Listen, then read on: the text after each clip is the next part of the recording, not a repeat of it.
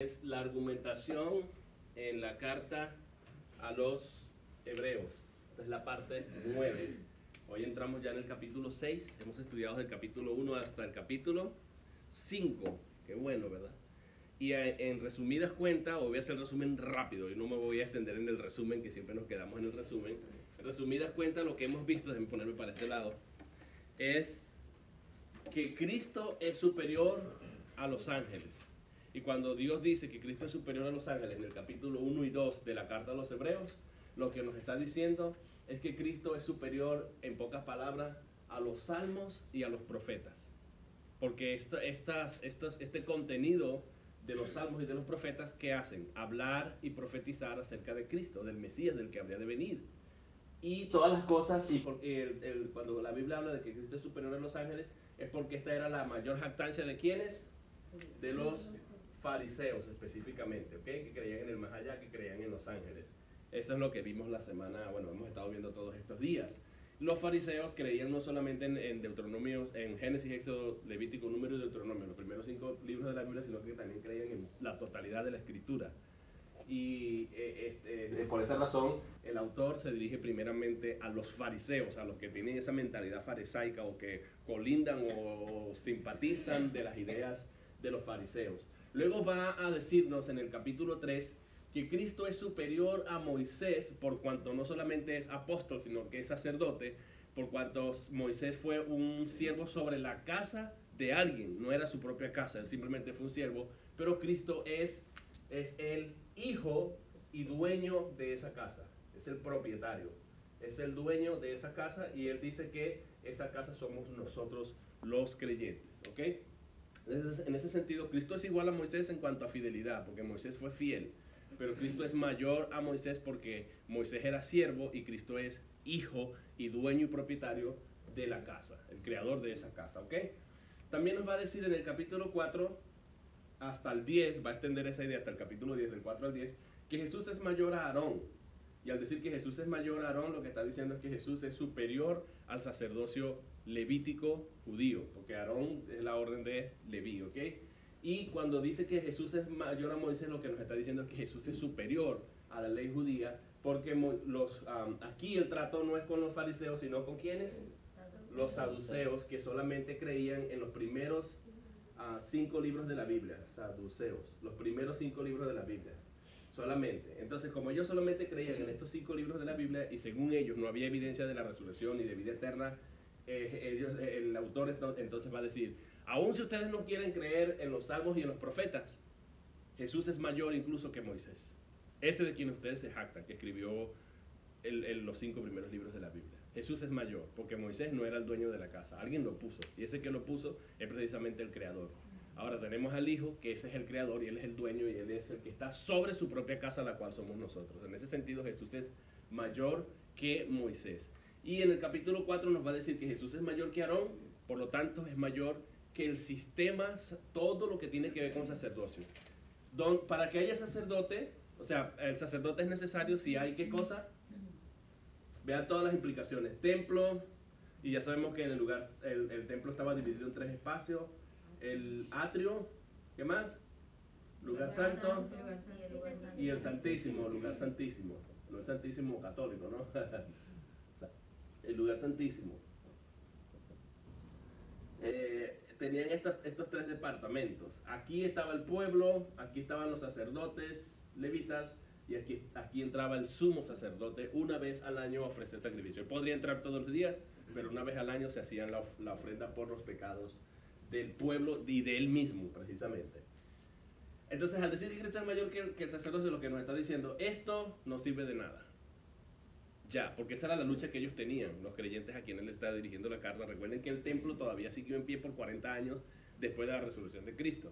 Todavía se seguían practicando estas cosas que pertenecían al Antiguo Testamento. Y muchos se estaban convirtiendo, pero tenían la disyuntiva o el dilema, ok, pero ahora ¿qué hacemos con estas ceremonias? ¿Ahora qué hacemos con el sacerdocio levítico? ¿Ahora qué hacemos con estas prácticas? ¿Ahora qué hacemos con todo lo que tiene que ver con el sacerdocio? Él les va a decir, Jesús es mayor a Aarón, Jesús es superior a esto. Y va a explicar las razones, porque le dice, Jesús es hijo, ningún sacerdote es hijo de Dios. Cristo es hijo. Entonces va a aclarar, Jesús es hijo y por eso también es mayor que los ángeles. Jesús es hijo. Pero de Jesús hay un juramento pendiente por ahí en los Salmos que dice que Él es sacerdote. ¿Sacerdote por cuánto tiempo? Para siempre. Oh, para siempre, forever. Para siempre o por siempre, vamos a ponerlo así abreviado. Jesús es sacerdote para siempre.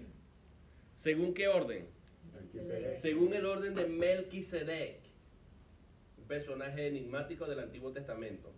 Según ese orden. Y Jesús, había un juramento hacia su hijo que decía que tú eres sacerdote para siempre, yo te he engendrado hoy.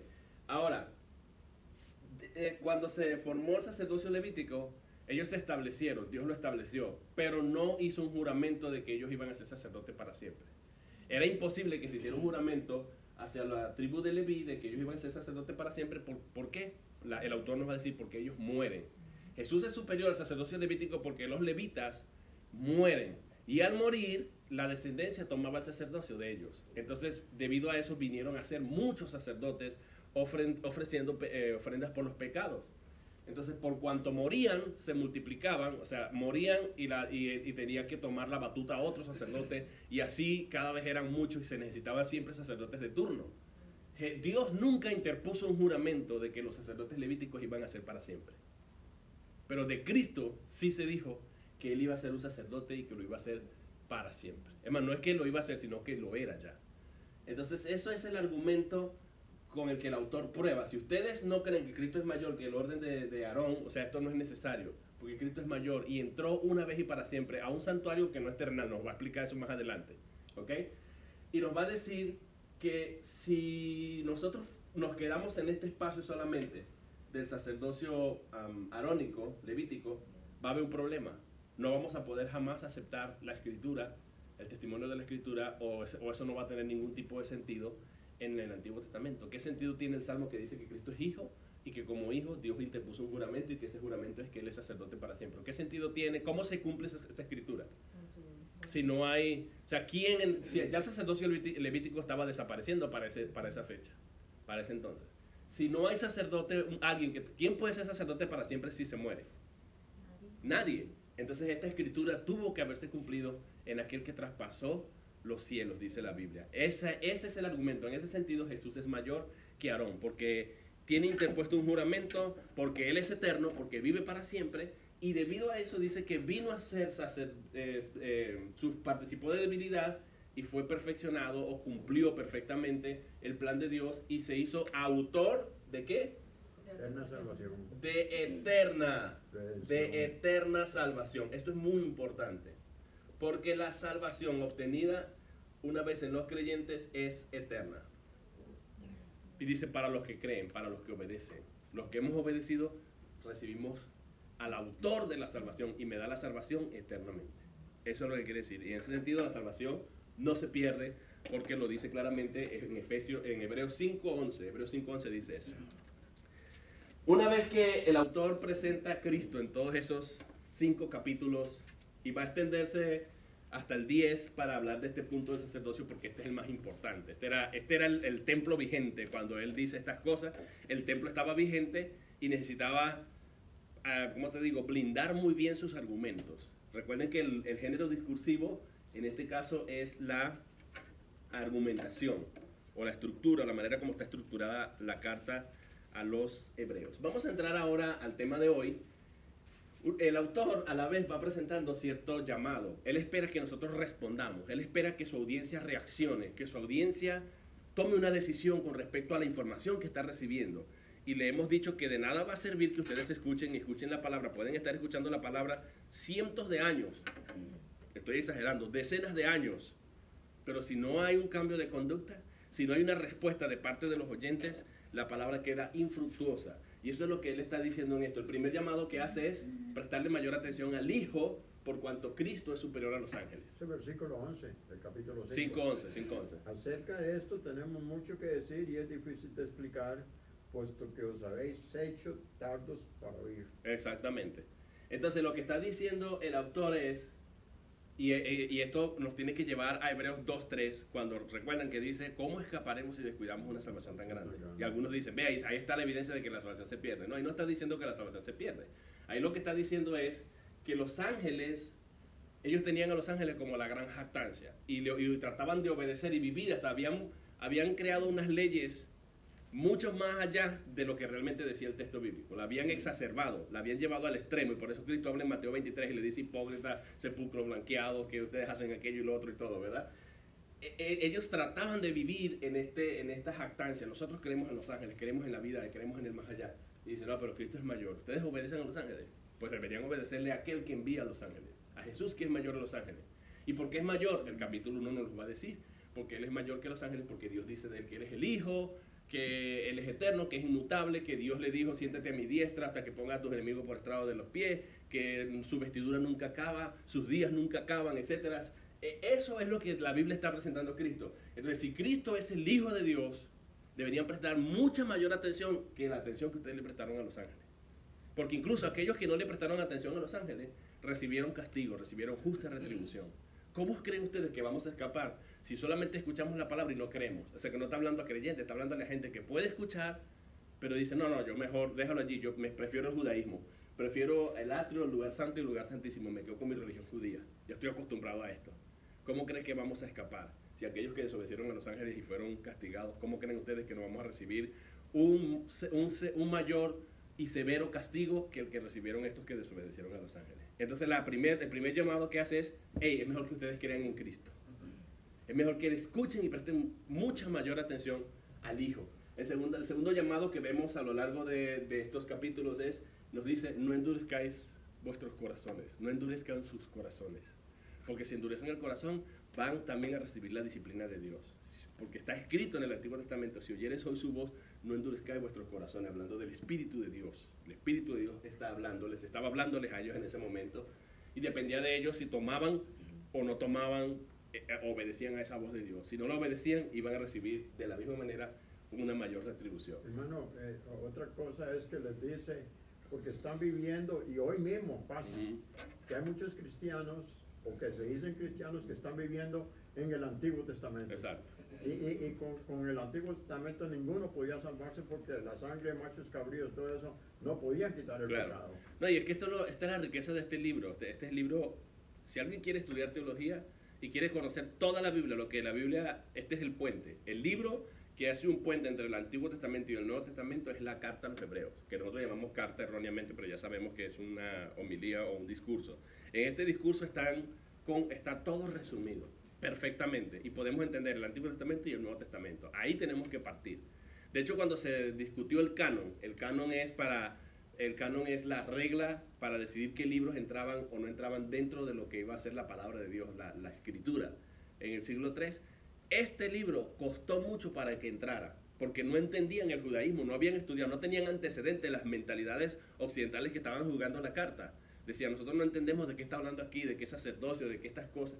Tuvieron que estudiar. Hubo otra gente que era experto en judaísmo y decía: no, pero que el judaísmo tenía estas prácticas, es que esto no es bueno porque esto es un puente. Y entonces ahí decidieron entre todos meter este libro dentro del canon de la Biblia. Pero fue bastante difícil que fuese aceptado, porque el contenido de esta carta es una riqueza profunda, pero no es fácil de digerir. De hecho, vimos que hay 10 reglas, recuerdan, para interpretar esta carta, que fue con que comenzamos nosotros. 10 reglas. Y hay que ponerse los anteojos, como los anteojos que tiene la hermana Alexandria, pero los anteojos del Medio Oriente, de los judíos, la mentalidad judía, para poder acercarnos a este libro y entenderlo y leerlo desde sus costumbres, desde sus usos, desde sus prácticas, desde sus ceremonias, para poder decir: es que esto lo hacían los judíos. ¿Okay? Y lo que usted está diciendo lo afirma este versículo 11, porque tenemos mucho que decir, pero difícil de explicar. Es difícil de explicar. Esta carta y el judaísmo es muy difícil de explicar y poner esa conexión con Cristo. Y el autor hace lo mejor posible y presenta los mejores argumentos. Y por eso les digo, vean ustedes, ese mismo versículo explica que la carta es una argumentación. Hay muchas cosas que decir, pero son difíciles de explicar. Pero él se encarga de explicar lo que realmente es explicable. Lo que no es, ya eso es obra del Espíritu de Dios, como dice Deuteronomio 28:28. Las cosas secretas pertenecen a Dios, mas las reveladas pertenecen a su pueblo, pertenecen a nosotros. Hay cosas que se pueden explicar, que son fáciles de entender, que son fáciles de explicar, y a veces un poco complicadas, pero se pueden explicar. Pero algunas que son demasiado difíciles, requerirá más tiempo, requerirá mayor esfuerzo. A veces hay que ir a los idiomas originales para poder discernir lo que la Escritura dice, pero se puede. O sea, si no podemos, ya tenemos que dejarle esa obra al Espíritu de Dios. ¿Ok? Y, hermano, otra cosa, perdón que me interrumpo, pero el versículo que sigue lo demuestra. Claro. Porque vemos en nuestras iglesias personas que han estado 10, 15, 20 años. ¿Y qué dice aquí? Pues aunque ya debieras ser maestros, otra vez tener necesidad que alguien os enseñe los principios elementales. Claro, y ahí vamos con el tercer llamado, que es el que vamos a cubrir el día de hoy. El primer llamado es: presten mayor atención al Hijo, no sea que sean castigados como aquellos que no le prestaron atención suficiente a los ángeles. Cristo es mayor que los ángeles. ¿Qué creen ustedes que nos va a pasar? Segundo llamado: no endurezcan su corazón. O sea, escuchen el mensaje de Dios, obedezcan. La palabra de Dios es para obedecerla, no es para escucharla y hacernos los locos, decimos en Venezuela, hacernos los desentendidos, los oídos sordos, los duros de servir, como dijo Cristo. Oidores olvidadizos, como dice Santiago. Y el otro llamado que nos va a hacer hoy, en el capítulo 5:11 comienza y va a extender esa idea en el capítulo 6, es un break, un espacio en blanco que va a hacer el autor, va a dejar el argumento a un lado y va a decirles: ya va, toda esta información que yo les estoy dando no les va a servir de nada si esto no ocurre. Y el llamado es a dejar el fundamento antiguo, y se va a referir a toda la práctica del Antiguo Testamento que ya ellos deben tener claro hasta ahora, que apuntaba hacia ¿quién? Hacia Cristo. Apuntaba hacia Cristo. Si apuntaba hacia Cristo, no tenían ellos por qué volver atrás al judaísmo, a estas prácticas, porque todo era un reflejo o una sombra, le llaman foreshadow, una sombra o un tipo de Cristo, en figuras retóricas de la hermenéutica, un tipo o algo que anticipa a alguien que va a venir, y todo eso es una sombra, es una fotocopia, por decirlo de alguna manera, pero Cristo es el original. Todo el Antiguo Testamento es una fotocopia, y cuando vemos la fotocopia, uno puede ver descrito a Cristo en todas las formas. 300 o más de 300 profecías se cumplieron en Cristo. La Biblia anticipaba dónde iban a nacer, quién lo iba a dar a luz, cuántos amigos iban a tener, uno lo iba a entregar, que uno lo iba a negar. Todo eso estaba profetizado en el Antiguo Testamento, que iban a horadar sus manos y sus pies, Salmo 22, que iba a crucificar, que no iban a quebrar sus huesos. Todo eso estaba profetizado y se cumplió asombrosamente en Cristo. De ti, Belén, pequeña entre las aldeas, de ti saldrá el rey de Israel. Decía en Miqueas, todo estaba perfectamente profetizado, y en Cristo se cumplieron esas 300 palabras, lo cual le da consistencia a la Escritura. Nos permite a nosotros confiar en las Escrituras porque vemos el grado de consistencia al revisar las profecías del Antiguo Testamento. Y por eso Cristo, con toda la autoridad, pudo pararse en medio de su pueblo y decirle: ¿ustedes creen que tienen la salvación con las Escrituras? ¿Ustedes creen que la salvación está solamente en las Escrituras? Escudriñen las Escrituras porque a ustedes les parece, ustedes creen, ustedes piensan que en ellas, en las Escrituras, tienen vida eterna. Pero hay un problema. Tú puedes creer que la vida eterna está solamente en la palabra. Si yo me quedo solamente con el Antiguo Testamento y la palabra, y yo creo que ahí está la vida eterna, estás equivocado si fallas en ver que esa Escritura tenían el propósito de revelarnos nada más y nada menos que a Cristo. Y ese es el llamado de Cristo. Escudriñen. Escudriñar significa cavar como con una pala, profundamente, como que estás buscando un tesoro. Escudriñen las Escrituras, porque a ustedes les parece que en ellas tenéis la vida eterna. Y ellas son las que dan testimonio de mí. Es decir, que cuando tú comienzas a ver las páginas del Antiguo Testamento, desde la primera palabra hebrea, Bereshit, ahí está Jesús. Hermanos, si aquí hacemos y se los puedo demostrar en hebreo, algún día de esto lo vamos a ver. Si uno hace la pura primera palabra que significa en principio, Bereshit, y vemos las palabras en griego y su equivalente pictográfico, nos podemos dar cuenta, mis hermanos, que ahí lo que dice es que el hijo de la tienda, el Hijo de Dios, el Hijo del Padre, iba a morir por su propia mano en la cruz. Está dicho ahí. Algún día esto lo vamos a ver, nada más con la pura palabra. Si lo estudiáramos en hebreo, podemos encontrar a Cristo en todo el Antiguo Testamento, en todos los caracteres hebreos, que tienen una relación pictográfica que usaban los judíos en el Antiguo Testamento en la antigüedad. Y todo apunta hacia Cristo, numéricamente hablando, porque también hay numerología respecto al alfabeto hebreo, pero no solamente la parte numerológica o aritmética, sino también la parte del significado pictográfico de cada carácter, de cada letra del alfabeto hebreo. Incluyendo la yod, que es la letra más pequeña del alfabeto hebreo, es una revelación de quién es Cristo. Esa letra es la que Dios utilizó para hablar de fuerza en el Antiguo Testamento. Eso es muy profundo. Hermano, si nosotros escudriñamos a ese nivel las Escrituras, disculpe hermano, si escudriñamos la Escritura a ese nivel y mucho más profundo, no podemos evitar encontrar a Jesús allí. No podemos evitarlo. Y a eso Cristo dijo, las escrituras, si ustedes las escudriñan, allí ellas dan testimonio de mí. Las escrituras dan testimonio de mí. Y eso lo dijo en Juan 5:38, creo. El llamado es a que fueran allá, que agarraran una pala y buscaran esa mina. Ahora, ¿qué pasa si tú nada más te quedas con la palabra? Nada más tienes el terreno aquí, pero no cavas. Te quedas con eso, nunca vas a poder encontrar el tesoro. La mina está abajo escudriñándola. Y eso es lo que está diciendo Cristo a los judíos.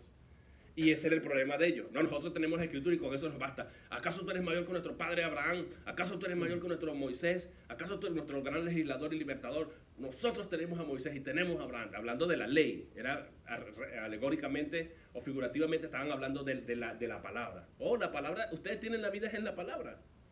Fallan. Si ustedes no ven en esa palabra escudriñándola al Hijo, se van a quedar con la pura palabra y van a creer que tienen vida eterna, pero no la tienen. Solamente una cosa es creer y otra cosa es tenerla. Yo puedo creer tener vida eterna en mi religión. Yo creo, pero eso significa que lo tengo. Yo puedo tener la palabra y amar la palabra y cuidar la Biblia. Hay gente que hasta cuida la Biblia, que no la deja que la pongan en el suelo, que no sé qué, tienen una idolatría con la Biblia. Y hasta la tienen abierta en el Salmo 91 en la mesa, para que Dios guarde y para que no venga plaga, que no sé qué, todo lo que dice el Salmo 91. Eso me puede proteger. El hecho de que yo crea. No es creer. El asunto está que la vida eterna no está solamente en las escrituras, a menos que esa escritura me revelen a Cristo y yo no me quede con la fotocopia, con lo superficial, sino con la mina que está debajo de allí, que es Cristo mismo. Y eso es lo que está diciendo el autor aquí. El llamado de él es a que dejemos el fundamento antiguo, esa lechita, esa mamila, esa superficialidad del Antiguo Testamento, porque él va a referirse a cosas que se hacían en el Antiguo Testamento. Iba a decir algo, hermano Carlos. Sí, hermano, que no solo lo más importante es que el libro hebreo nos muestra otra vez, que lo dice en otras partes, que las leyes las va a escribir en nuestros corazones. Amén. Y eso es, yo recuerdo a mi hijo que decía, usted puede saberse toda la Biblia y tenerla en la cabeza, pero si no la baja 18 pulgadas a su corazón, no hay nada. Claro, hay que bajarla, ¿verdad? Muy buena alegoría. Vamos a ir al versículo 5:11. Yo dije que la introducción iba a ser corta, pero salió más larga que la predicación en sí. Capítulo 5, versículo 11, y seguimos leyendo corrido hasta donde me pueda parar. Vamos a leer, dice 5:11, donde comienza, y quiero leer ahí porque es ahí donde comienza la idea. Dice, acerca de esto tenemos mucho que decir y difícil de explicar, por cuantos habéis hecho tardos para oír. Esto es concordante con lo que viene diciendo en los capítulos 2, 3 en adelante. Si oyeres hoy su voz, no endurezcáis vuestros corazones. Versículo 12, porque debiendo ser ya maestros después de tanto tiempo, tenéis necesidad de que se os vuelva a enseñar cuáles son los primeros rudimentos de la palabra de Dios, que es el llamado aquí. Ya tenemos que dejar fundamento básico. Y habéis llegado a ser tales que tenéis necesidad de leche y no de alimento sólido. Esta era una gente, hermano, que le gustaba que les repitieran, pero las preguntas eran siempre las mismas. Las preguntas eran siempre las mismas. ¿Cómo soy salvo? ¿Y cómo es aquello? ¿Y cómo es lo otro? Y aquello. ¿Y ahora qué vamos a hacer con la imposición de las manos? ¿Y ahora qué vamos a hacer con el juicio eterno? ¿Y ahora qué vamos a hacer con aquello? Y ahora siempre lo mismo. Hay gente que es así. Eso indica que alguien es tardo para oír. Ya no te lo expliqué. Como un amigo que yo tenía que le explicaba y pasábamos toda una vigilia explicándole la Biblia o un tema que él no entendía. Y al final me decía, ahora lo entendí. Y como 6 meses después, que una vez yo estaba predicando, que me bajé y me dice, ahora sí que me cayó el 20. Ahora sí que lo entendí. Y yo le dije, ¿qué? Lo que me enseñaste aquella vez en aquella vigilia durante toda una noche, que aunque yo te dije sí, porque ya yo estaba dormido y ya yo tenía demasiado sueño, a las 6 de la mañana ya habíamos pasado toda la noche discutiendo sobre un tema. Y a la larga él dijo, sí, es verdad, ahora sí entendí. Y se diera porque tenía sueño y dijo eso como una excusa. Pero 6 meses se cargó eso y no se atrevía a preguntarme otra vez del tema para que no volviera a ver otra vigilia. Pero 6 meses después, de verdad, un día se levantó y me dijo, ahora sí entendí lo que tú me trataste de explicar. ¡Pum! Porque muchas veces, aunque uno trate, si Jehová no edifica, nada hacemos nosotros. Nosotros ponemos todo el empeño. Pero llega un momento en que el Espíritu de Dios ilumina a uno para que uno entienda lo que está ahí. Es obvio, ¿no? Pero uno muchas veces no lo ve y tiene el entendimiento embotado. Pero bueno, esta gente era así. Ahora caemos en el versículo 6, en el capítulo 6, perdón. Por tanto, dejando ya los rudimentos de la doctrina de Cristo, vamos adelante a la perfección. No está diciendo que vamos a abandonar la doctrina de Cristo. ¿Será que tenemos que abandonar la doctrina de Cristo? No, porque eso contradice Juan. Capítulo de la segunda carta de Juan 2:18 dice: el que se aparta de la doctrina de Cristo no tiene a Dios ni tiene al Hijo. No está hablando de eso. ¿A qué doctrina se refiere? A todo el testimonio del Antiguo Testamento que apuntaba hacia Cristo, a la sombra. Esa es la doctrina de Cristo. Ahí está Cristo escondido. Eso es lo que quiere decir, si somos consistentes con todo lo que viene diciendo el autor. Vamos adelante a la perfección. Cuando habla de perfección estamos hablando de la madurez. La palabra perfecto en griego significa madurez. No echando otra vez el fundamento del arrepentimiento de obras muertas. Y usted podrá decir, bueno, pero esto está hablando de obras muertas. ¿Cuáles son esas obras muertas? Aquellas obras que indicaban toda la ley judía. 613 mandamientos. Él está tratando de llevarlos atrás. ¿Recuerdan que había que hacer obras para ganarse el favor de Dios? Y limpiarse, y purificarse, y traer ofrendas cuando fallábamos al sacerdote, y ofrecía los sacrificios, y una vez al año el sumo sacerdote, y nos limpiaba, y ahora estamos perdonando nuestros pecados, y todo lo demás, y quedamos nosotros satisfechos, pero cuando salíamos de ahí, salíamos a pecar igualito. El lavamiento era externo, o sea que las obras eran muertas, no servían de nada. Entonces, hay gente que estaba pidiendo esto, ok, pero ¿cómo hacemos con la ley judía? ¿Cómo hacemos con el templo? Las ofrendas ya no son necesarias. Esas son obras muertas. Esas son obras muertas. Sigue diciendo, de la fe en Dios, de la fe en Dios, de la doctrina de bautismo. Todos estos son temas que tienen que ver de bautismos, aunque ellos tenían la circuncisión. De la imposición de manos. Todo esto está en el Antiguo Testamento. Yo no traje los versos, pero les voy a dar algunos versos que sí pueden ustedes investigar. De la resurrección de los muertos, está haciendo una referencia a Job 19, 25 al 27. Ahí repito, resurrección de los muertos, Job 19, 25 al 27, Salmo 17, 15. Pueden buscar también Isaías 55, 10, 12, donde está también implicado, donde dice que Cristo viviría por largos días. Todo eso estaba profetizado y ellos querían, explícame más de la resurrección. Todo estaba ahí. La Biblia, si la Biblia dice hay resurrección, tú no tienes por qué estar dudando de eso. Ya, simplemente acéptalo y créelo y vive según las Escrituras. Cuando Pablo se defendió de la resurrección, usó 1 Corintios 15, él dijo, Jesús, que Cristo resucitó según las Escrituras. Puso la Escritura como testimonio. Porque si creemos que la Escritura es la palabra de Dios, no tenemos por qué dudarla. La Escritura dice que hay resurrección y la tenemos que aceptar. Aún en estos libros está la resurrección, porque Dios dice, yo soy el Dios de Abraham, de Isaac y de Jacob. Y Cristo vio en esas palabras de Dios, yo soy el Dios de Abraham, de Isaac y Jacob, la evidencia de la vida eterna, de la resurrección. Al decir, si Dios no es Dios de muertos, sino Dios de vivos, ¿cómo se va a llamar a sí mismo Dios de Abraham, de Isaac y Jacob? Para Dios, Abraham, Isaac y Jacob estaban más vivitos y coleando que nunca, como decimos nosotros. Estaba bien vivito, porque Dios no va a asociarse con algo que esté muerto. Dios es Dios de vida. Y eso es lo que él presentó como evidencia, aún como argumento contra los saduceos, que los dejó atónitos y no se atrevieron más a preguntarle cuando Cristo les dio esa declaración. ¿Dónde habla la Biblia de la imposición de las manos? Levíticos 1:4. Está refiriéndose a eso, Levíticos 1:4, Levíticos 3:2 y Levíticos 16:21. Si ustedes van allá, ustedes pueden ver todo lo que la ley decía del lavamiento de las manos, de la imposición de las manos, perdón. Todo eso está allá. Y del juicio eterno, bueno, estaba escrito en el Salmo 9:17 y en Isaías 66, versículo 24.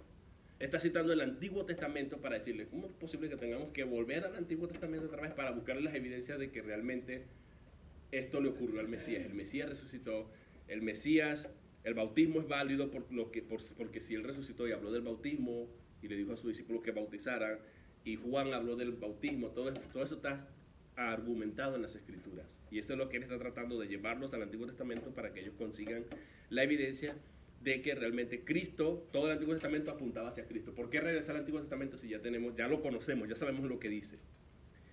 Versículo 3, y dice, aquí hay algo que es muy interesante, aunque usted no lo crea. Dice, y esto haremos, ¿qué? Si Dios en verdad lo permite. ¿Qué es lo que nosotros haremos? Vayan al versículo 1, 6:1. Dejando ya Hermanos, miren, la Biblia es clara. ¿Cómo puedo yo dejar los fundamentos o los rudimentos o las doctrinas básicas del cristianismo para encaminarme hacia la perfección y hacia la madurez? ¿Cómo lo puedo hacer? Con la ayuda del Espíritu Santo, la ayuda de Dios. Si Dios lo permite. O sea, vean ustedes aquí, esto es muy importante porque muchas veces nosotros encontramos en este libro, la gente, los arminianos, encuentran evidencias de que la salvación se pierde. Y aquí agarran este versículo, ya lo vamos a ver, este capítulo. Y ustedes pueden darse cuenta que si uno lee la Biblia con observación, que es lo que debemos hacer, dice, dejando ya los rudimentos de la doctrina y todo lo que ya mencionamos, y dice, y esto haremos. O sea, sí, no crean que esto es algo que yo puedo decidir hacer. ¿Será que yo puedo decidir, no, yo voy a dejar todo esto y ahora voy a recibir a Cristo por mi propia cuenta? Ahora voy a caminarme hacia la madurez. No. Dice que yo puedo hacer esto, este llamado, aunque es un llamado. Lo que está haciendo el autor es incisivamente en su audiencia diferenciando entre el verdadero pueblo y el que no era verdadero pueblo. Y por eso él está diciendo, ustedes, hebreos, escuchen muy bien, ya déjense de esa agüita de azúcar, ya déjense de esa lechita con azúcar, de ese nosotros decimos tetero, de esas mamilas, de ese alimento superficial. De eso, necesitamos ir más allá. Y le dice, claro, yo les puedo hacer este llamado a ustedes, por eso hace una pausa aquí. Yo les puedo decir a ustedes que lo dejen, pero eso no va a depender de ustedes. Si son verdadero pueblo de Dios y Dios así lo permite, ustedes lo van a dejar sin que yo se los diga. ¿Ustedes se dan cuenta de lo que está diciendo el autor? Allí el único que puede responder, ¿quiénes pueden responder a este llamado? ¿Ah? ¿Quiénes pueden responder al llamado de dejar los rudimentos y realmente creer en Cristo y vivir para Cristo? Los que son reales. Los que verdaderamente Dios está trabajando en ellos. Y a veces nosotros nos equivocamos y a veces nosotros le ofrecemos el evangelio a todo el mundo y creemos que con mi predicación yo puedo salvar a la gente. No hay salvación si primero no hay regeneración. El Espíritu de Dios incisivamente va a provocar en nosotros a que nosotros dejemos hasta la más férrea religión de la que nosotros estemos agarrados. Nuestras costumbres, nuestras tradiciones, nuestros hábitos los dejamos por la intervención gloriosa de Dios. Es la única razón por la que podemos dejar lo de atrás. Y es lo que está diciendo el autor aquí. Esto haremos, este llamado que yo les estoy haciendo, es posible dejarlo si Dios lo permite. Además de que es imposible que la salvación se pierda. Imposible, no hay otra forma, porque si la salvación se perdiera, Dios no es el Dios que conocemos. Claro. Porque como Dios me va a salvar a mí hoy, cuando Él, si es del verdadero Dios, sabe que yo no lo estoy aceptando de corazón ni nada así por el estilo. ¿Ah?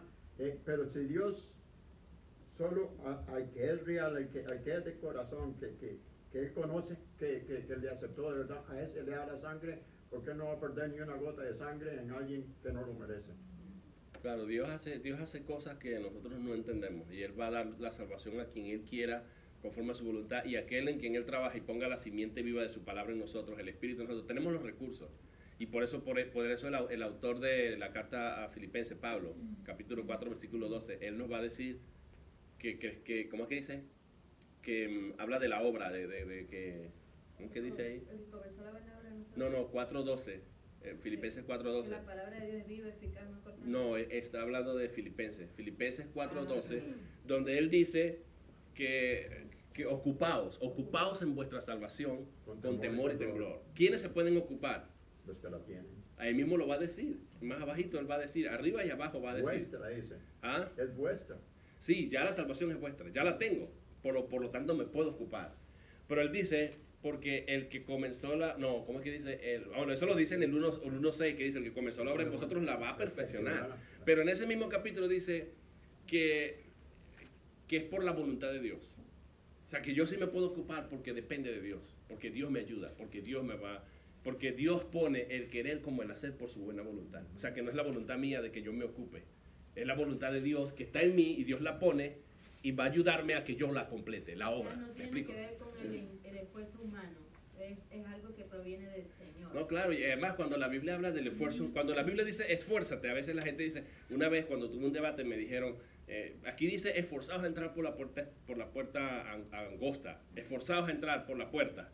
Si dice esforzado quiere decir que el hombre sí tiene una responsabilidad en la salvación y sí el hombre hace algo, pero cuando uno va en el idioma griego, la voz es media, lo cual significa que Dios me hace un llamado porque ya Él me está ayudando. O sea, Él es el que me da la fuerza. Porque la palabra esforzarse significa sacar fuerza de donde yo no tengo. Y eso es posible multiplicar por cero. No. Entonces cuando dice esforzados es porque ya Dios me ha provisto el recurso que me va como la palanca para empujarme.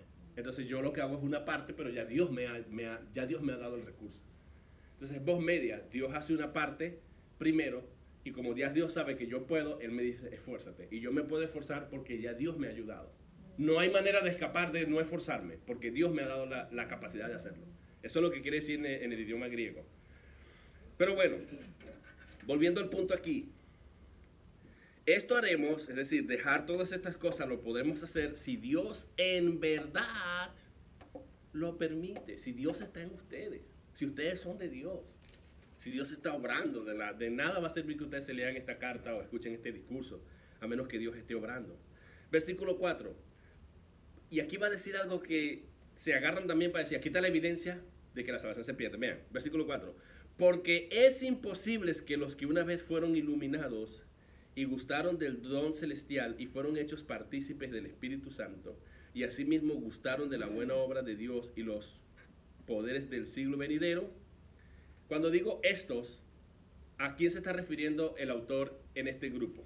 ¿A los verdaderos o a los no verdaderos? A los que no lo aceptaban. No, en este grupo dice, porque es imposible que los que una vez fueron iluminados y gustaron del don celestial y fueron hechos partícipes del Espíritu Santo y asimismo gustaron de la buena palabra de Dios y los poderes del siglo venidero. Hasta ahí, vamos a dejarlo hasta ahí. Esto es un grupo de cristianos verdaderos. Este grupo, porque esto solamente lo participa. Bueno, hay dos explicaciones para esto. Hay unos que dicen que son aquellos que van a la iglesia y participan, pero no son cristianos. Y pueden ver todo a Dios haciendo obras y señales y todo lo demás en una iglesia. Bueno, en ese entonces, que estaban los apóstoles en medio de ellos, y eran partícipes del Espíritu y de todo lo que ahí pasaba, pero no tomaban una decisión. Esa es una explicación válida. Pero aquí vamos a seguir buscando evidencia de que aquí se está refiriendo verdaderamente a cristianos.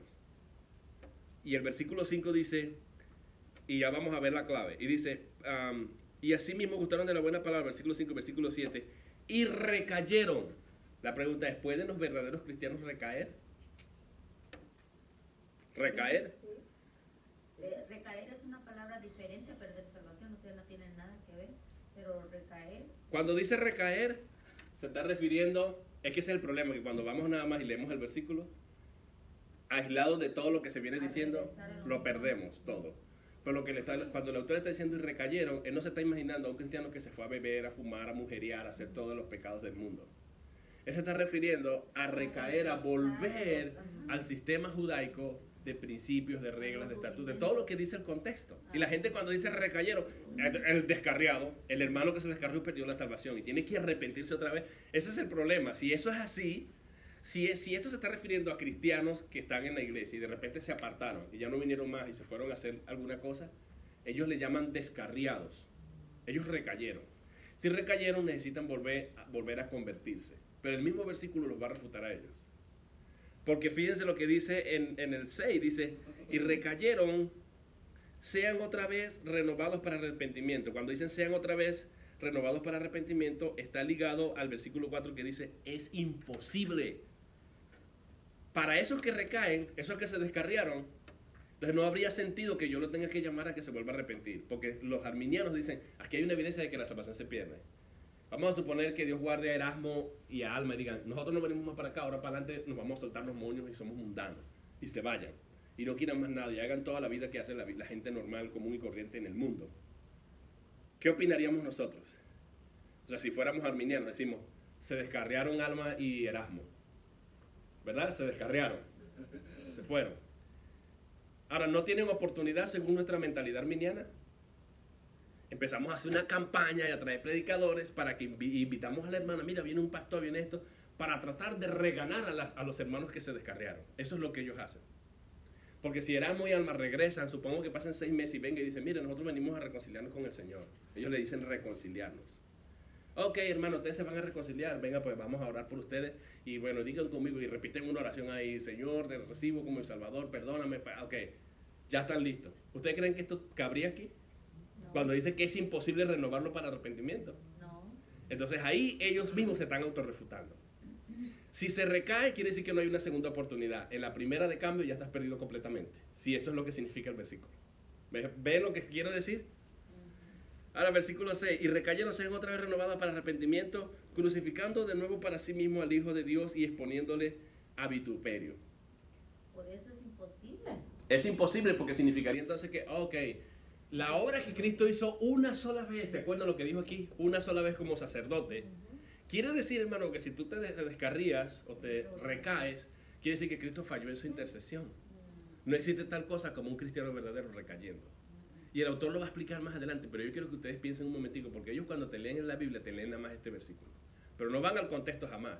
Recaer, ¿qué es lo que significa? ¿Apartarse de la iglesia y hacer las cosas mundanas? ¿O recaer significa volver a practicar el judaísmo? Porque estaba hablándole a los hebreos. Recaer significa volver a practicar el judaísmo. Y si vuelvo a practicar el judaísmo, no voy a encontrarle sentido a algunos versículos, porque todo el Antiguo Testamento habla de un Mesías que va a venir a sufrir, Isaías 53, y empieza a decir, el Mesías tiene que sufrir. ¿Cuándo Cristo va a sufrir otra vez por ustedes si ustedes pasan de largo ese autobús? No tiene sentido. ¿Verdad que no? Ahora vean ustedes lo que va a decir el versículo 7. Porque la tierra que bebe la lluvia, esta es otra pista, la tierra que bebe la lluvia que muchas veces cae sobre ella y produce hierba provechosa a aquellos por las cuales es labrada, recibe bendición de Dios. Versículo 8. Pero la que produce espinos y abrojos es reprobada, está próxima a ser maldecida y su fin es el ser quemada. Vean lo que está haciendo el autor. Lo que está diciendo el autor aquí es, cuando habla de esta alegoría, él lo que está diciendo es, los que están recibiendo la palabra de Dios, la palabra de Dios es libre y es universal y puede caer sobre dos grupos de personas. El primer grupo es la buena tierra, que va a producir el fruto, que van a creer, que van a mantenerse firmes en el Señor, que van a reaccionar al llamado de Dios porque Dios lo está permitiendo. Esa tierra, sobre esa tierra, al caer la palabra, produce frutos y es provechosa para aquel que la está labrando, es decir, Dios mismo. ¿Sí? Pero esa misma tierra, esa misma oportunidad, cae también sobre otros, sobre otra tierra, que en lugar de producir un buen fruto, produce hierbas y espinos. Es decir, hay gente que más bien reacciona hacia la palabra de Dios y no hay el fruto que se espera. ¿Por qué? Porque son de Dios o porque no son de Dios. No son de Dios. Porque no son de Dios. Esta alegoría lo que nos está diciendo, la palabra de Dios es como esa lluvia que cae sobre todos. Y nos lleva a Mateo 13. Obligatoriamente a relacionar esto con Mateo 13, las diferentes, la palabra es predicada, es hablada, la semilla, el predicador sale a hablar, y la semilla cae por diferentes tipos de tierra, pedregales, hojarascas, espinos, y solamente la tierra que produce fruto al 30, 60, 100 por uno, esa es la tierra realmente a la que con la que Dios está realmente trabajando, y va a completar su plan, va a producir ese fruto, mínimo 30%. No hay cristianos que sean infructíferos. Los cristianos son fructíferos al mínimo 30%. Medio 60%, no es 50%, 60%. Máximo 100%. 100 por uno, perdón, no es siquiera por ciento. Estamos hablando en términos de finanzas más bien. El 30 por uno, o sea, una semillita y produce 30. 60 por uno, una y produce 60. O 1 y me produce 100. Eso es una tremenda ganancia, es en términos de ganancia, ¿verdad? No es en términos de porcentaje, tenemos que dar la vuelta en términos de porcentaje, ¿cuánto sería? Pero bueno, ese es el punto aquí. Ahora vamos a leer en el versículo, entonces el autor está como aclarando y diciendo, ya va, hay dos grupos, la palabra va a caer siempre sobre la gente, sobre todos, pero va a haber tierra buena y tierra mala. La tierra buena, entre comillas, porque no hay tierra buena, es porque Dios realmente está trabajando. Recuerda lo que dice, si Dios lo permite, ese va a dar fruto y esa es la evidencia de que Dios está con ellos. Pero el que no produce, sino espinos y abrojos, es reprobada. Es decir, esa no, Dios no la está aprobando. Está próxima a ser maldecida y su fin es el ser quemada. Versículo 9. pero en cuanto a vosotros, oh amados, estamos persuadidos de cosas mejores. ¿Ven la diferencia que está haciendo el autor aquí? Cuando dice, pero en cuanto a vosotros, ¿a quién le está hablando? ¿A verdaderos cristianos o no cristianos? Verdadero. Ahí está siendo directo con su audiencia y está hablándole a sus hermanos en la fe. Pero en cuanto a ustedes, oh amados, estamos persuadidos de cosas mejores y que pertenecen a la salvación. Recuerden la última vez que habló de la salvación, que Cristo es autor de eterna salvación, en el capítulo 5, 9. Jesús es autor de eterna salvación. Versículo 10. Perdón, ahí mismo, de cosas mejores que pertenecen a la salvación, y dice ahí hay una cláusula dependiente o subordinada a todo lo que se dijo anteriormente. Dice, aunque hablamos así. Era lo que le iba a preguntar, que ahí que como que me salí del... Ajá, cuando dice, aunque hablamos así, está hablando así como, con toda la aparente posibilidad alguna de que nosotros los cristianos genuinos y verdaderos podamos recaer. ¿Ustedes ven lo que él está diciendo? El que realmente Dios le permite abandonar esto, este no va a regresar. Y cuando dice, es imposible que este pueda recaer, es imposible que este pueda ser renovado a arrepentimiento, también tiene la implicación de que es imposible que el verdadero cristiano en el cual Dios ha obrado recaiga. ¿Tienen la idea? ¿Entienden lo que quiere decir? Entonces, cuando él está diciendo, aunque hablamos así, sencillamente nos está dando la clave de todo lo que está diciendo antes. Lo que está diciendo, yo estoy hablando en forma irónica. Yo lo que estoy diciendo, ok, mi hermano, yo soy cristiano hoy. Y he participado de todos los beneficios que es ser cristiano. Es verdad, la experiencia del Espíritu de Dios, los milagros, todo esto que se menciona allí. Oh, sí, soy un tremendo cristiano. Pero resulta que me aparté, me descarrié. Me descarrié significa que recaí otra vez a practicar mi antigua religión, mis antiguas costumbres. Y luego va a decir, pero la tierra, y pone una alegoría, es receptora de la lluvia. Y la lluvia, cuando cae en la tierra, alguna tierra va a producir fruto y otra no. Y luego va a decir, pero ustedes, mis hermanos, está haciendo una diferencia. Versículo 9, pero en cuanto a vosotros, muchas veces pasamos por alto esta palabrita, pero lo que está diciendo el autor es, todo esto pareciera que eso es lo que está ocurriendo. Porque uno podría decir, bueno, pero ¿qué pasó con aquel hermano que estaba aquí, realmente estaba participando y se apartó? Y se fue, ahora sigue participando en el judaísmo, porque ese es el contexto. Sigue ofreciendo ofrendas y sigue trayendo aquí y se volvió otra vez al judaísmo. Él está diciendo, tranquilo, que eso es imposible que ocurra. El que se fue es porque Dios no lo está permitiendo. Sencillamente es una tierra mala. Es una tierra que produce hierbas. El hecho de que se devuelva, esa es la evidencia, es el abrojo, es el espino que está produciendo. Pero el verdadero cristiano, es imposible que éste vuelva a recaer. Porque si recae y es verdaderamente, auténticamente un cristiano, aunque recaiga, él va a tener que volver otra vez. Y cuando vuelva, vamos a tener que volver a sacrificar a Cristo. ¿Será que eso es posible? No. Eso es ilógico, eso es absurdo, eso es imposible. Entonces, ¿por qué yo estoy hablando en estos términos? Lo que está haciendo el autor es dándonos evidencia para comprobar quién es de Dios y quién no es de Dios. En la iglesia hay mucha gente que participa, pero a los tiempos se van y se apartaron definitivamente. Y primera de Juan 2:19 nos va a decir, salieron de nosotros, pero no eran de nosotros, porque si hubiesen sido de nosotros, habrían permanecido con nosotros. Pero se fueron para que se manifestara que no todos son de nosotros, dice Juan. No todos son de Dios. Y por implicación de nosotros, porque es lo que dice en el contexto. Entonces, ¿qué es lo que está diciendo primera de Juan 2:19? ¿Qué es lo que está diciendo el autor aquí entonces? Él está hipotéticamente hablando de la probabilidad, de la posibilidad remota de que un cristiano auténtico y verdadero pueda recaer.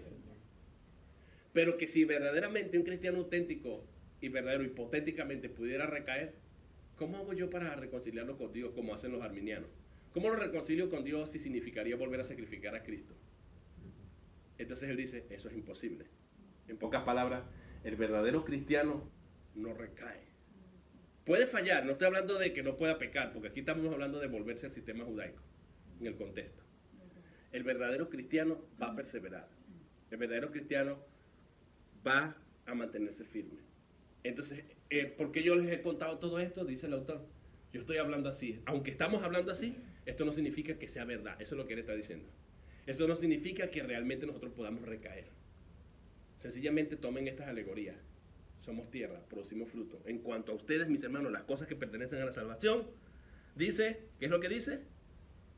Nosotros estamos persuadidos de cosas mejores. Nosotros, los que realmente somos de Dios, tenemos la certidumbre, la seguridad, la persuasión, la convicción plena de que hay algo mejor que el judaísmo.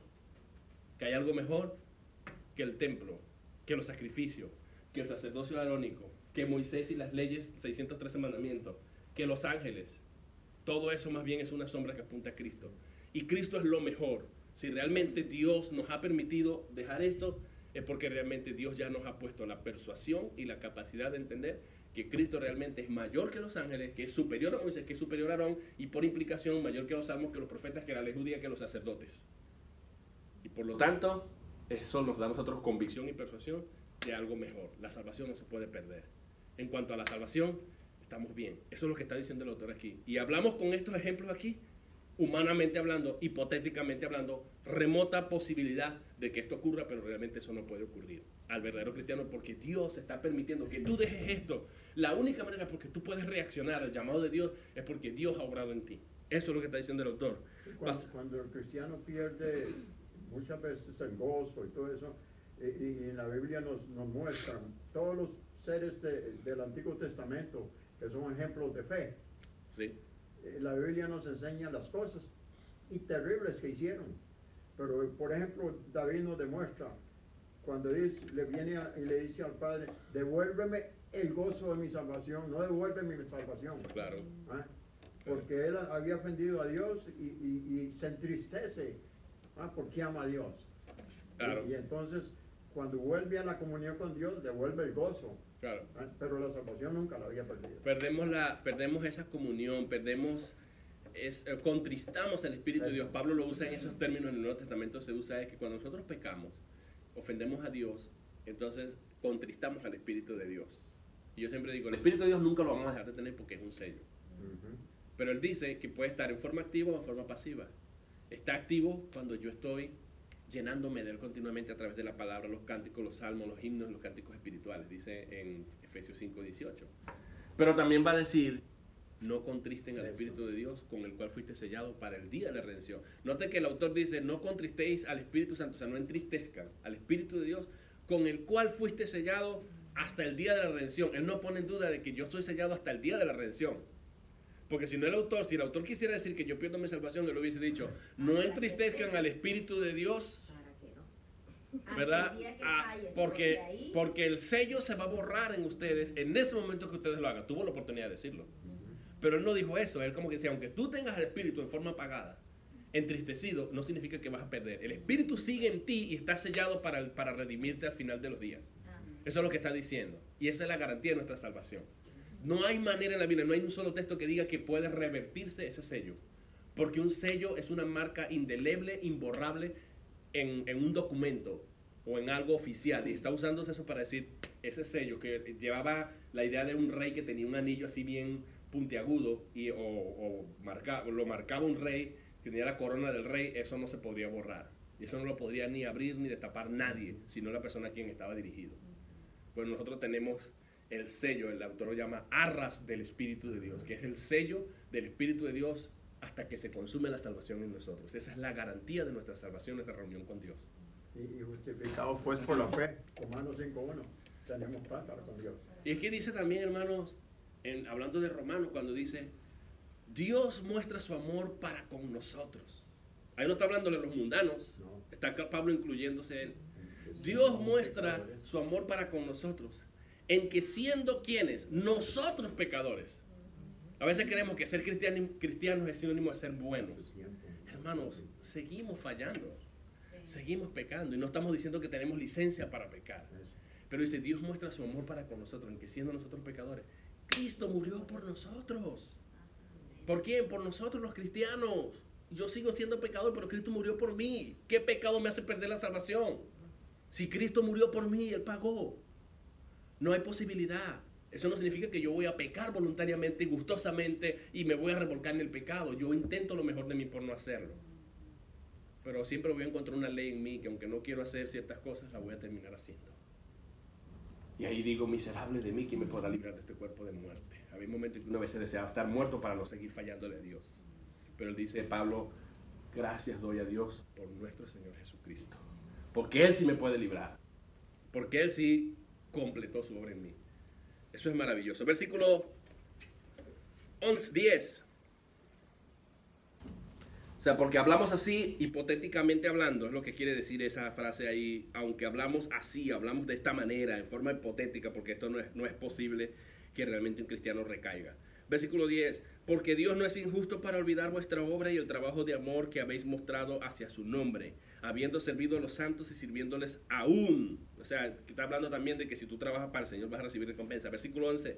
Pero deseamos que cada uno de vosotros muestre la misma solicitud hasta el fin, para plena certeza de la esperanza. Deseamos que cada uno de vosotros muestre la misma solicitud hasta el fin, para plena certeza de la esperanza, a fin de que no os hagáis perezosos, sino imitadores de aquellos que por la fe y la paciencia heredan las promesas. Aquí podemos nosotros decir, ok, quiere decir, hermanos, que este es un simple deseo del autor. El autor está diciendo, yo deseo verlos a ustedes realmente firmes en el Señor hasta el final de los días. O sea, que a la audiencia que él está diciendo, él dice, mi deseo es que todos realmente sean genuinos cristianos y que nada de esto aplique para ustedes. Eso es lo que él está diciendo en pocas palabras.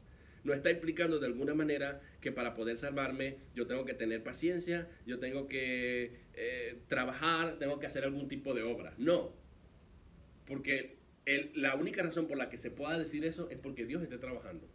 No olviden que el versículo clave está, ¿en dónde? En el versículo 3. Esto haremos si Dios en verdad lo permite. ¿Ok? Versículo 13. Porque cuando Dios, ahora va a blindar lo que viene diciendo, la seguridad de la salvación, que ese es el tema aquí también. Versículo 13. Porque cuando Dios hizo la promesa a Abraham, no pudiendo jurar por otro mayor, juró por sí mismo. Esto es precioso lo que va a decir. Versículo 14. Diciendo, de cierto te bendeciré con abundancia. Esto es lo que Dios dijo de Abraham. Te bendeciré con abundancia y te multiplicaré grandemente. ¿Cumplió Dios esa promesa? Sí. ¿Por qué la cumplió? Porque Él juró, no pudiendo jurar por alguien mayor, porque no hay otro mayor a Dios. Por su nombre. Él juró por sí mismo, de que iba a bendecir a Abraham, no pasara lo que pasara. Voy a bendecirte y te multiplicaré grandemente. No importa lo que Abraham hiciera, porque les pregunto, ¿Abraham cometió errores o no? Sí. Hasta mintió y hasta dijo que esa no era la mujer, casi que hasta pierde la mujer en un momento dado, ¿no? Y no solo eso, la promesa de Dios se cumplió en dos formas, una negativa y la otra positiva. Claro, Porque tuvo el hijo de la esclava. claro, Y ahí es una multitud tremenda. ¿Eh? sí, Todos los enemigos del pueblo de Dios. sí, son los mismos árabes rodeando al pueblo de Dios. Bueno, lo cierto es que Dios juró por sí mismo para prometerle algo a Abraham. Y lo que está diciendo el autor, fíjense ustedes, vamos a leerlo mejor porque la Biblia lo dice mejor. Dice, y habiendo esperado con paciencia, alcanzó la promesa. ¿Quién alcanzó la promesa? Abraham. Porque esperó con Paciencia. paciencia. ¿Y por qué ustedes creen que esperó con paciencia? Porque Dios le dio la Porque paciencia. tenía un juramento interpuesto, porque Dios le dio esa fortaleza, porque Dios lo permitió. Versículo 16, porque los hombres ciertamente juran por uno mayor que ellos, y para ellos el fin de toda controversia es el juramento para confirmación. Esto es válido en la concepción judía, en la concepción oriental, no en el occidente. Aquí juramos hasta por todo para salir del paquete y para poder justificar nuestra mentira. Te lo juro por mi madre, decimos nosotros, ¿verdad? Pero no lo- Por mi abuelita que está muerta, pero es mentira. Ajá, exacto. Muchas veces es mentira, es para uno quedar bien y esto. Pero un judío que diga algo, hermano, y jurara por otra persona de renombre, era porque realmente Lo iba a cumplir. ya se acababa la controversia. Ok, te creí, listo, se acabó. Ese era cuando alguien juraba, se le creía y no se le cuestionaba. En la concepción judía. Hay que ponerse los anteojos judíos para entender esto. Por eso el autor puede entender. Por eso le digo, esto no tenía sentido para los que pensaban occidentalmente cuando estaban viendo este libro. Oye, ¿qué es esto? ¿Quién no jura en vano a veces? Muchas veces lo hacemos, pero para un judío no, esto no se le escapaba. Entonces le está diciendo, cuando alguien quiere acabarse un pleito, quiere acabarse algo, quiere dar crédito a sus palabras, lo que hace es jurar por alguien mayor. Yo te juro por mi mamá, yo te juro por mi papá, yo te juro por mi abuelo, yo te juro por el rabino, yo te juro por el templo, yo te juro por aquello, ¿verdad? En Mateo 23 podemos ver por quiénes juraban ellos. Entonces dice, y para ellos el fin de toda controversia es el juramento para confirmación. Confirmo que lo que estoy diciendo es verdad porque voy a jurar por este, que es mayor. Por lo cual, queriendo Dios mostrar más abundantemente a los herederos de la promesa la inmutabilidad de su consejo, ¿qué dijo? ¿Escuchó esa palabrita? Inmutabilidad. Inmutabilidad. ¿Sabes lo que es inmutabilidad? Que no se muda, que no cambia. Dios tiene un consejo. Y ese consejo, cuando habla de consejo, está hablando de su promesa, palabra. Su propósito. Su propósito, el consejo, el propósito y la palabra de Dios. ¿Para quiénes? Para los herederos de la promesa. Está blindado por un juramento de inmutabilidad. ¿Cómo puede Dios fallar? Es un atributo de Dios, que Él es inmutable. Ajá. Sí, pero en este caso el juramento, el hecho de que Él haya jurado por Él, de que los herederos van a recibir lo que Él les está diciendo. ¿Y qué dijo Cristo? El que cree en mí tiene vida eterna. ¿Será que puede Él cambiar eso? No. Si es un consejo inmutable, es un propósito, es una promesa inmutable, ¿quiénes son portadores de eso? Los verdaderos cristianos, mis hermanos. Muchas veces nosotros no entendemos esto. Por eso le está diciendo aquí, ay Dios mío, esto es tremendo, dice, para mostrar más abundantemente a los herederos de la promesa la inmutabilidad de su consejo, ¿qué hizo Dios? Interpuso. ¿Cuántas cosas blindan nuestra salvación? Que lo va a decir en el versículo 6, versículo 9. Pero en cuanto a vosotros, oh amados, estamos persuadidos de cosas mejores y que pertenecen a la salvación. De eso está hablando ahora el autor.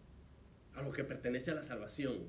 Dios hizo dos cosas, mis hermanos. Número uno, los herederos son portadores de un consejo, de un propósito, de una promesa inmutable de Dios. Número uno.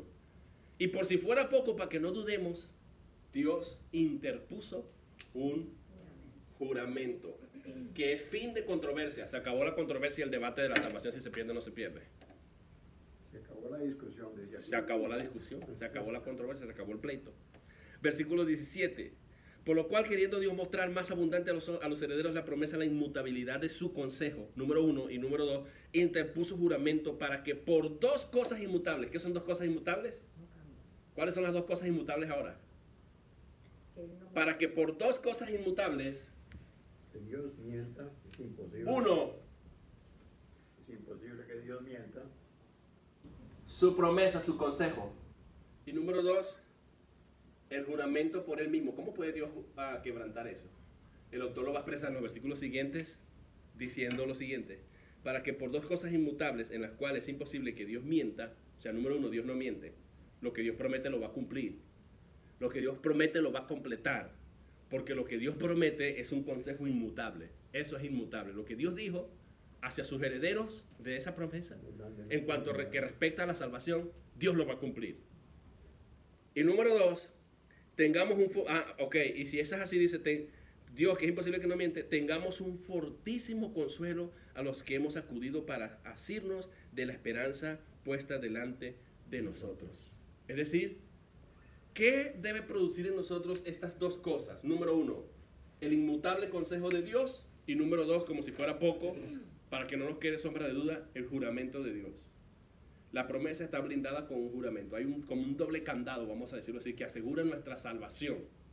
Y él está diciendo, la promesa o el consejo o el propósito inmutable y el juramento son dos cosas inmutables, y Dios no miente. Lo va a completar. Ahora, si estas dos cosas están, ¿qué debe eso promover en nosotros? Aquí dice que seamos grandemente animados. Ajá. Es decir, aquí dice, tengamos un fortísimo A los que consuelo. hemos huido, dice. Está en grado superlativo. Seamos grandemente animados. Tengamos un fortísimo, porque es un grado superlativo máximo. Quiere decir, yo soy fuerte, él es más fuerte, yo soy el fortísimo. Eso indica un grado superlativo de adjetivo, descriptivo. Lo que está diciendo, ustedes puedan tener muchísimo ánimo. El mayor ánimo del mundo lo tienen que tener a ustedes ver a Dios prometiendo que Él no puede mentir, y como si fuera poco, hizo un juramento. Blindó con juramento su promesa para que los herederos alcancen lo que se les dijo. Dios no miente. Versículo 19 y termino. La cual tenemos como segura y firme ancla del alma, y que penetra hasta dentro del velo, donde Jesús entró por nosotros como precursor, hecho sumo sacerdote para siempre, según el orden de Melquisedec. Mire, hermanos, esto es increíble. Como si fuera poco, aparte del consejo inmutable de Dios, aparte de un juramento interpuesto, Dios, como evidencia concreta, tiene a Cristo como sumo sacerdote, según el orden de Melquisedec, para siempre. Es decir, que Él siempre va a estar en esa posición de sacerdote, intercediendo por aquellos que son herederos de la promesa. ¿Será que puede fallar diciéndole a Dios que ellos sean salvos? ¿Podrá fallar? Y ahí viene otra pregunta. ¿Por qué vamos a necesitar un sacerdote? Porque si es para siempre, cuando estemos allá con Él, será nuestro sacerdote. Otra pregunta, Ajá. al aire. Seguirá siendo nuestro sacerdote porque la obra es de Él, y eso es para siempre. Eso es para siempre. Esa es como la evidencia de que realmente Él nos salvó. Y ahí está. A lo mejor allí se acabará, seremos perfeccionados y todo, pero aquí está relacionado con la condición humana nuestra, de nuestras debilidades. Recuerden lo que dice en el capítulo 4 y 5, que nosotros seguimos siendo débiles y seguimos fallándole a Dios, pero Él como sacerdote intercede por nosotros. Porque Él no solamente fue apóstol a representar a Dios entre nosotros, sino que luego regresó a representarnos a nosotros delante de Dios. Y eso es lo que Dios hace. Y Él no puede fallar, ni va a fallar jamás como sumo sacerdote. La razón por la que no va a fallar es porque Dios lo determinó. Lo determinó con un consejo inmutable, y por si fuera poco lo juramentó o lo juró. Y lo juró por alguien que no puede ser superior a Él, por Él mismo. ¿Cómo puede Dios fallar? Su carácter, todo lo que ustedes pueden imaginar, su carácter, su personalidad, su persona, todo está comprometido en que nosotros completemos la promesa de la salvación. Estamos persuadidos de cosas mejores. Así que vale la pena, no dudemos de que podemos perder lo que Dios blindó con su palabra. Amén. Oremos pues. Señor, damos